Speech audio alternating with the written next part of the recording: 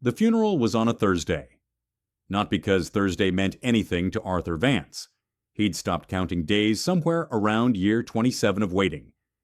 But because Thursday was the only day the county crematorium offered their economy service. 16 people showed up. Most of them were from the building. Mrs. Becker from 4B brought grocery store carnations, still wrapped in plastic. The superintendent came because he needed Arthur's nephew to sign off on the apartment cleanout. The casket was pine, unvarnished, the kind with visible knots in the wood grain that funeral homes keep in the back room for indigent burials. It cost $340. The county paid for it. 48 hours later, I found the paper.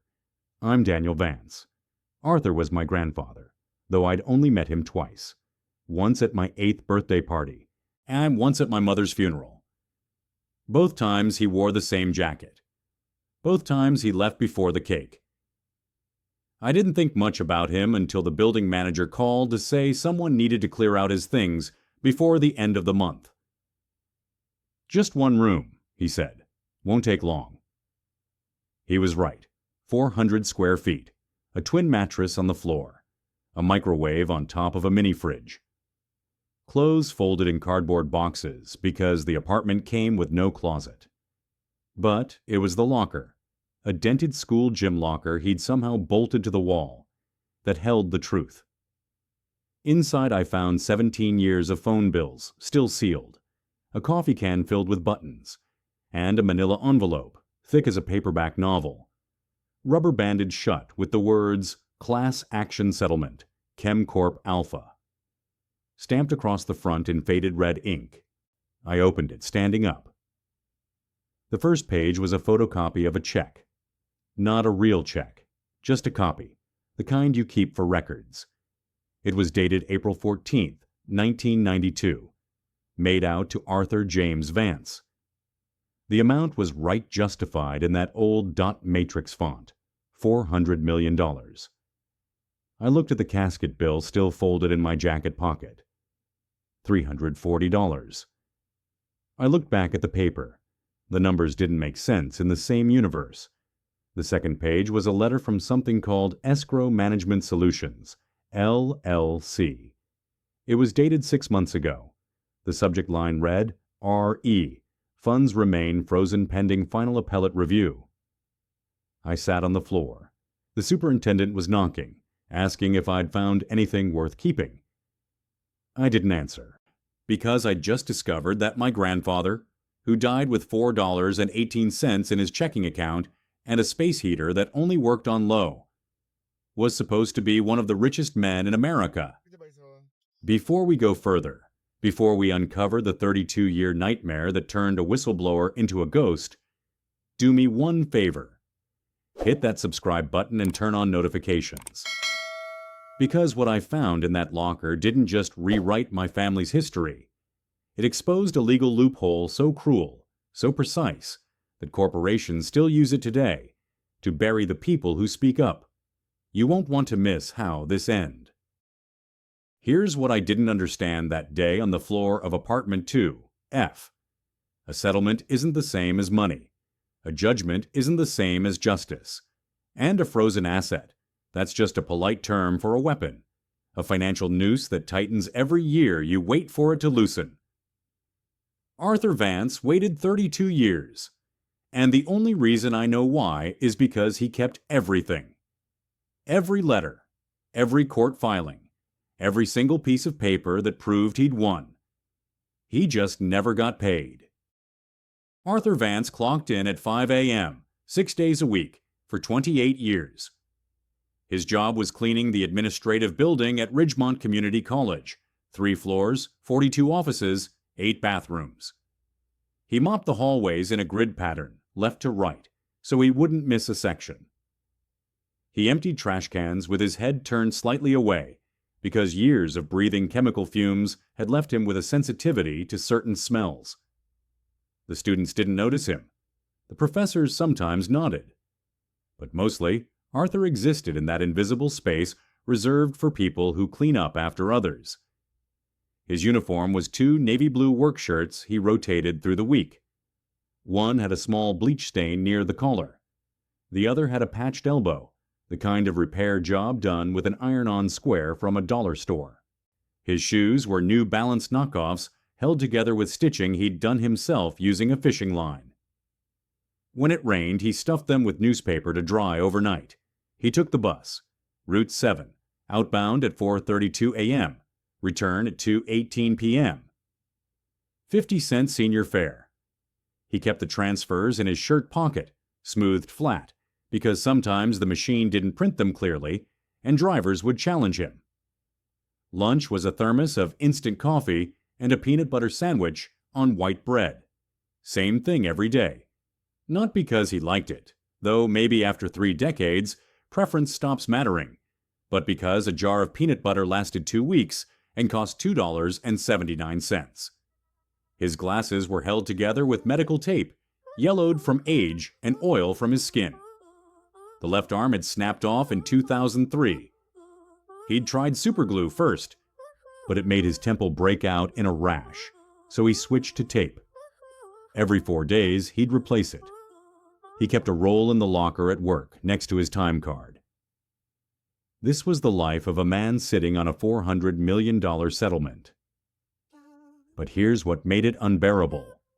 Arthur knew he'd won. In 1992, a federal judge ruled in favor of the class action plaintiffs in Vance versus ChemCorp Alpha Industries. The verdict was unambiguous. The evidence was irrefutable. 63 families in Millville, Pennsylvania, had been poisoned over the course of 11 years by industrial runoff contaminating the town's only aquifer. Trichloroethylene, benzene, perchloroethylene. Chemicals with names that sound like future diseases. Arthur had been the one to bring it to light. Not a lawyer, not a journalist. A janitor working third shift at the ChemCorp Alpha chemical plant, who noticed that the wastewater retention pond was leaking into the groundwater table, and that managers were falsifying the environmental compliance reports every quarter to avoid EPA fines. He'd taken samples, photographed the drums, made copies of the reports before they were submitted. And then he'd driven 4 hours to a legal aid office in Pittsburgh and handed everything to a paralegal who thought he was crazy. 18 months later, the lawsuit was filed. 4 years after that, the judge ruled $400 million in compensatory and punitive damages, split among 63 families. Arthur's share, as the lead whistleblower and class representative, was the full amount held in escrow until disbursement. He thought it was over, but ChemCorp Alpha didn't write the check. They appealed, and when that appeal was denied, they appealed again, and again, and again. Not because they thought they'd win, though their lawyers were careful never to say that out loud, but because appeals buy time.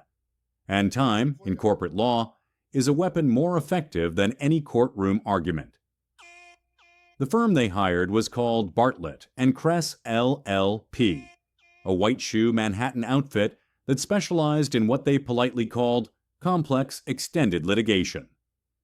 What they actually did was perfect the art of litigation by exhaustion. Here's how it works. You file an appeal on procedural grounds. The appellate court takes 18 months to deny it. You file a motion to reconsider. That takes another year. You petition for en banc review. That's when the full appellate court, not just a panel. Here's the case. Denied, but it costs 2 more years. Then you file for a writ of certiorari to the state Supreme Court. Denied. Then you go federal. Then you challenge the settlement structure itself, claiming the escrow terms violate interstate commerce law. And while you're doing all of this, the money sits in a court-mandated escrow account, untouchable, accruing interest at 2.3% annually. Interest the plaintiffs can't access either. Bartlett and Kress billed ChemCorp Alpha $847 an hour. But even at that rate, 32 years of appeals cost less than $400 million. It wasn't justice, it was math. And here's the part that made me sick when I read through Arthur's files. He knew what they were doing. There's a letter. I found it in the bottom of the locker, folded in eighths, written in his handwriting on the back of a grocery receipt. It's addressed to no one, just words on paper. It says, "They are waiting for us to die." Dated, September 11th, 2006, 18 years before he did. The county clerk's office smelled like old paper and burnt coffee. I showed up on a Monday morning with the manila envelope and a story that sounded insane even as I told it. My grandfather died waiting for $400 million, and I need to see the case file. The woman behind the plexiglass counter, name tag read Deb, looked at me like I'd asked to see Bigfoot's tax returns. But she ran the case number. Vance versus ChemCorp Alpha Industries, case number 89, CV4412. Federal case, she said, stamping a request form. That means it's archived downtown. 3rd floor, Records Division. They close at 4. Don't be late. I wasn't. The Federal Records Division is the kind of place where information goes to die slowly. Fluorescent lights, beige walls, rows of filing cabinets that smell like mildew and toner ink. A sign near the entrance reads, Microfiche. Records, 1962 to 1995. Please ask for assistance. The clerk who helped me was maybe 70. Retired postal worker vibe. He wheeled out a cart with 6 boxes labeled Vance versus ChemCorp. Discovery, Volume 1 to 6, and pointed me to a microfiche machine older than I was. "You know how to work one of these?" he asked. I didn't. He showed me. Then he left. For the next 4 hours, I scrolled through the case file frame by frame, taking notes on the back of ATM receipts, because I hadn't thought to bring a notebook. And slowly, painfully, the story came together. Before we go further into what Arthur uncovered in 1988, quick thing. If you're watching this on your TV, curled up on the couch, or on your second monitor while you're working, hit that subscribe button and turn on notifications. Because what we're about to uncover isn't just hidden history. It's a blueprint that corporations still use to silence whistleblowers. You won't want to miss the next case. Now, back to 1988. Arthur Vance started working at ChemCorp Alpha in March of 1984. Third shift janitor. 11 p.m. to 7 a.m., Monday through Friday. The plant was 12 miles outside Millville, Pennsylvania, a town of 4,200 people, where half the adults worked either at the plant or at the school district. ChemCorp Alpha manufactured industrial solvents. Trichloroethylene, methylene chloride, benzene derivatives. The kind of chemicals that come with 12-page safety sheets and labels that say, "Do not inhale." Arthur's job was to clean the administrative offices and the locker rooms. But sometimes when they were short-staffed, he was asked to mop the production floor. That's where he saw it. March 1988. A supervisor named Gene Holloway told Arthur to clean up a spill near the south loading dock. "Just water," Holloway said. Hose ran too long. But it wasn't water. Arthur had been around solvents long enough to know the smell. Sharp, chemical. The kind of scent that clings to the back of your throat. The puddle was spreading toward a floor drain, the kind that leads to the plant's runoff system. He asked Holloway if they should call it in. Holloway told him to mop it and go home. Arthur did, but he didn't forget. Over the next 6 months, Arthur started noticing things. Drums labeled waste solvent. Dispose per EP a reg 40 CFR. 261 stacked near the back fence, rusting in the rain. A pond behind the plant, officially called a wastewater retention basin, that had a sheen on the surface like gasoline. A drainage pipe that ran directly from the basin toward the woods, where it emptied into a creek. And then there were the reports. In part of Arthur's job was emptying the trash in the Environmental Compliance Office. Once a quarter, the plant was required to submit discharge reports to the EPA. Arthur had seen the reports in the trash, drafts scribbled over, with notes like, revise TDS levels, and remove benzene detection. He started keeping copies, not the originals. Those were locked in filing cabinets. But the drafts, the ones thrown away before they were finalized, those he could take. He'd smooth them out, fold them into his lunch bag, and bring them home. By September 1988, he had 47 pages of evidence showing that ChemCorp Alpha was systematically falsifying environmental reports to avoid EPA violations. They were dumping solvents into the retention basin. The retention basin was leaking into the groundwater. And the groundwater was feeding into the Millville Town aquifer, the same aquifer that supplied drinking water to 63 families. Arthur might have stayed quiet. He needed the job. He had a daughter in high school, a mortgage on a row house that cost $340 a month. Whistleblowers didn't get parades. They got blacklisted. But then his neighbor's son got sick. Timmy Rukowski, 8 years old. Acute lymphoblastic leukemia. Diagnosed in November 1988. The doctors couldn't explain it. No family history, no environmental exposure they could identify. But Arthur knew. He'd read the safety sheets. Benzene was a known carcinogen. Trichloroethylene was linked to childhood leukemia. And the Rukowskis drank tap water. So did Arthur's daughter. On December 3, 1988, Arthur drove 4 hours to Pittsburgh with a cardboard box full of documents. He walked into the Allegheny Legal Aid Society and asked to speak to someone about a company poisoning a town. The paralegal who met with him was 26 years old, fresh out of law school. Her name was Rachel Yoon. She listened for 2 hours. Then she made a phone call.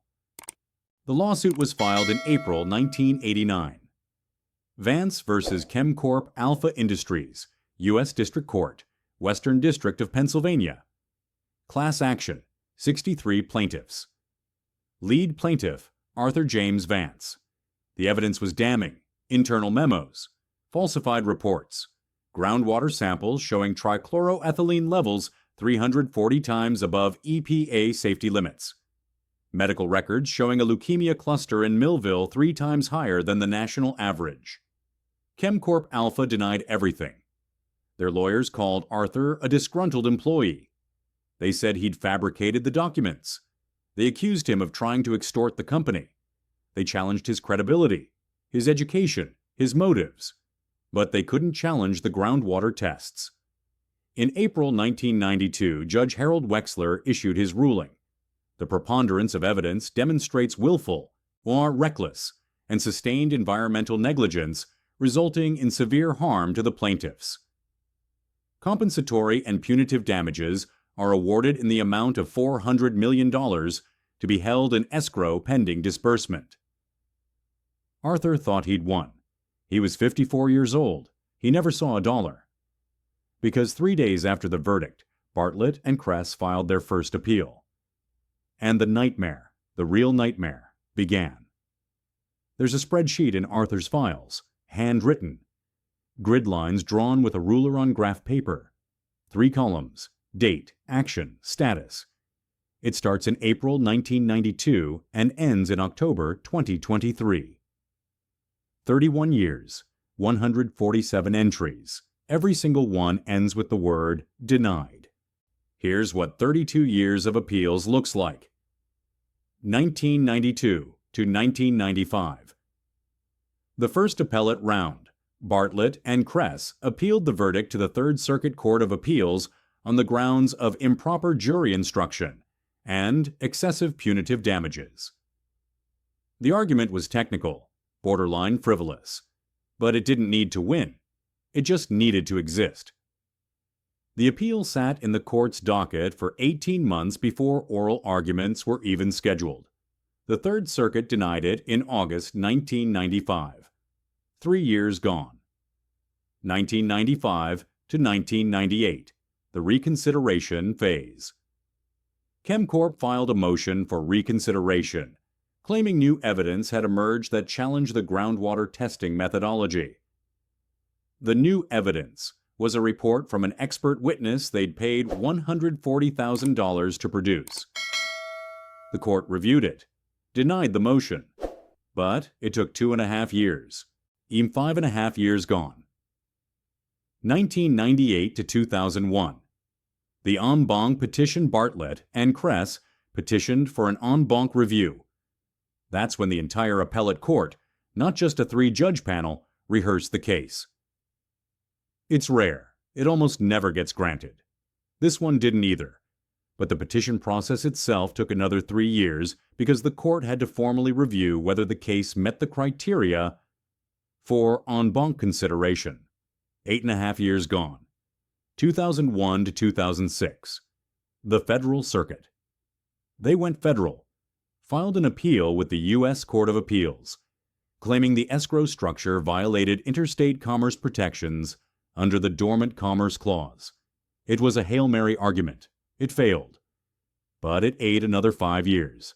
13.5 years gone. 2006 to 2011. The statute of repose challenge. Now they argued the settlement itself was invalid because Pennsylvania's statute of repose for toxic tort claims had expired before the lawsuit was filed. Never mind that statute of repose rules don't apply retroactively, or that the tort was ongoing, not historical.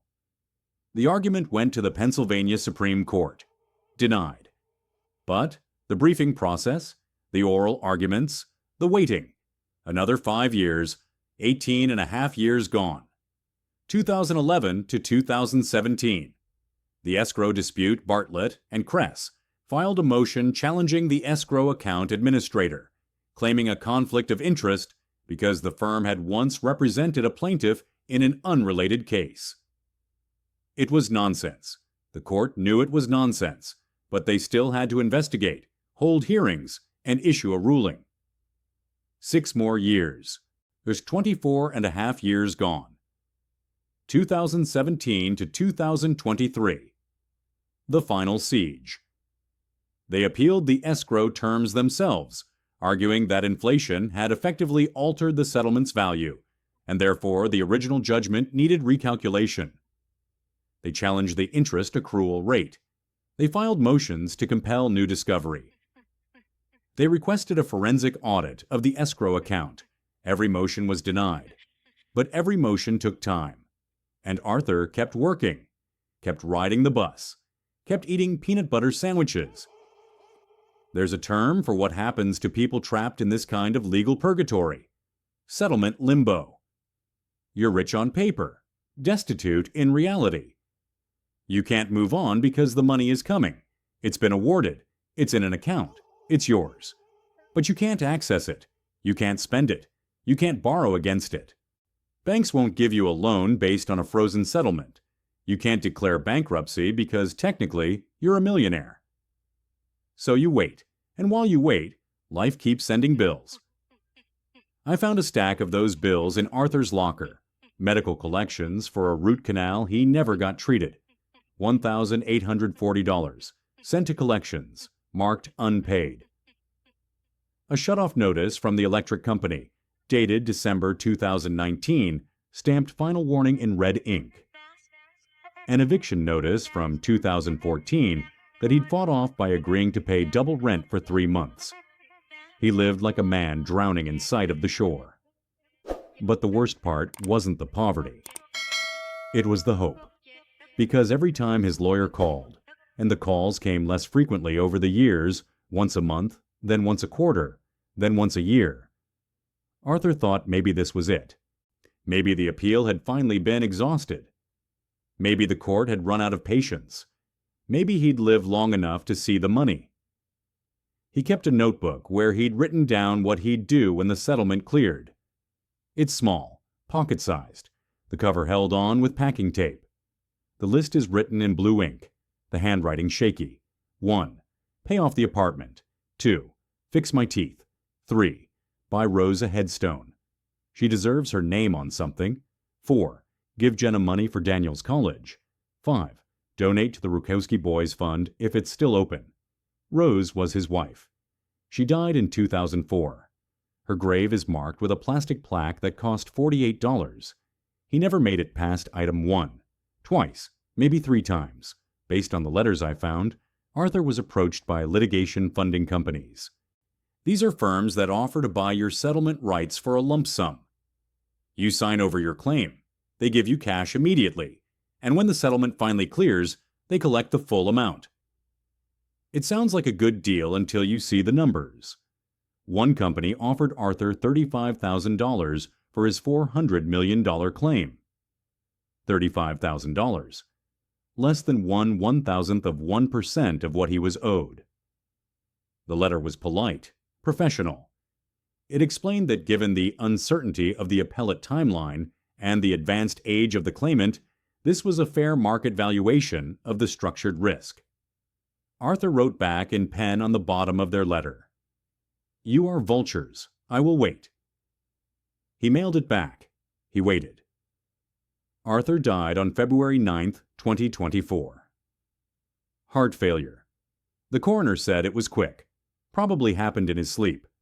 The superintendent found him 3 days later when a neighbor complained about a smell. He was 76 years old.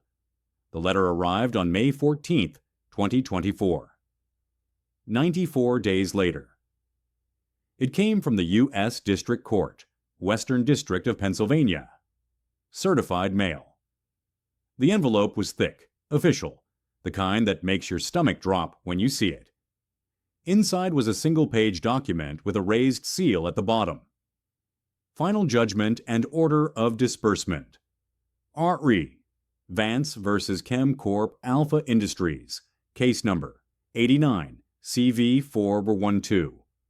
Upon exhaustion of all appellate remedies and pursuant to Rule 62 D of the Federal Rules of Civil Procedure, the Court hereby orders the immediate release of all funds held in escrow under case number 89 CV 4412, including accrued interest, to the designated class representative Arthur James Vance, signed Honorable Margaret L. Feldman, U.S. District Judge.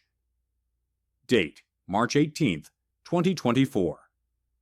The total amount, with 32 years of compounded interest at 2.3% annually, $673,204,419. $673 million. Arthur had been dead for 5 weeks when the court signed the order. He'd been dead for 3 months when the letter arrived. I sat on the floor of that apartment for 20 minutes, holding that letter, trying to understand how a system could be this cruel. And then I saw the second page, the one that explained what happens to a settlement when the claimant dies before disbursement. The second page was a standard estate disbursement form. Legal boilerplate, cold, procedural. It explained that in the event of a claimant's death prior to settlement disbursement, all funds transfer to the designated estate beneficiary, or, if no beneficiary is named, to the next of kin as determined by the state's intestacy laws.